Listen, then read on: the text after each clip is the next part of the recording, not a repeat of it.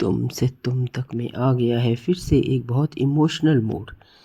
जब आर्य और अनु एक बार फिर से आमने सामने होंगे, उस प्यार के बोझ को ढोते हुए जो फीका पड़ने से इनकार करता है। एपिसोड की शुरुआत होती है आर्या अनु से शांत लेकिन बेहद ईमानदारी भरे लहजे में करता है। वो कहता है कि उसे अपने प्यार पर गर्व है और उसे प्यार करने का कोई पछतावा भी नहीं है। अपराध बोध से व्याकुल अनु कहती है कि उसने उसकी खुशी कुर्बान कर दी। आर्य शांत भाव से कहता है कि उसे वैसे भी कभी खुशी की आदत ही नहीं थी। उसकी इन शब्दों से अनु स्तब्ध रह जाती है। और सच भी तो है कि आर्य ने कभी खुशी का चेहरा देखा ही कहाँ था।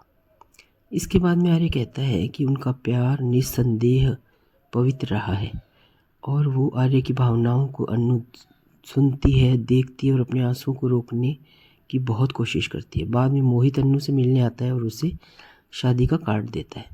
वो उसे बताता है कि उसने आर्या को भी निमंत्रित किया है।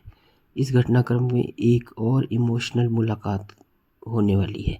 दफ्तर में आर्य और झंडे काम के बारे में चर्चा कर रहे हैं, तभी अनु और मोहित अंदर आते हैं।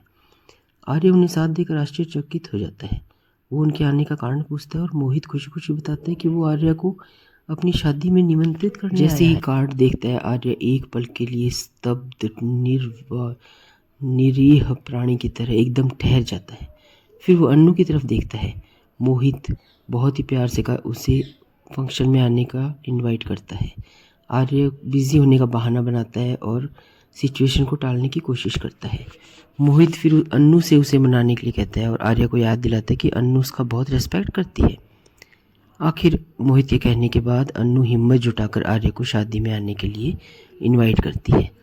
उसके शब्द आर्य को दिल को छू जाते हैं, लेकिन वो अपने इमोशन को छुपाकर चुपचाप सिर हिला देता है और उसकी चुप्पी किसी भी इनकार से ज़्यादा इफ़ेक्टिव होती है। झंडे दूर से पूरे इन बातों को देख रहा होता है और इस बात से टेंशन में होता है कि आर्य अपने इमोशंस के दबाव में फिर से टूट सकता है। फ्रेंड्स, आपको क्या लगता है कि क्या आर्य सचमुच शादी में शामिल होगा और अनु को हमेशा के लिए जाते हुए देख पाएगा, या उस दिन के आने से पहले ही भाग्य अपना खेल खेलेगा? आने वाले एपिसोड में प्यार, बलिदान और नियति के टकराव के साथ साथ और भी इमोशनल ड्रामा होने वाला है।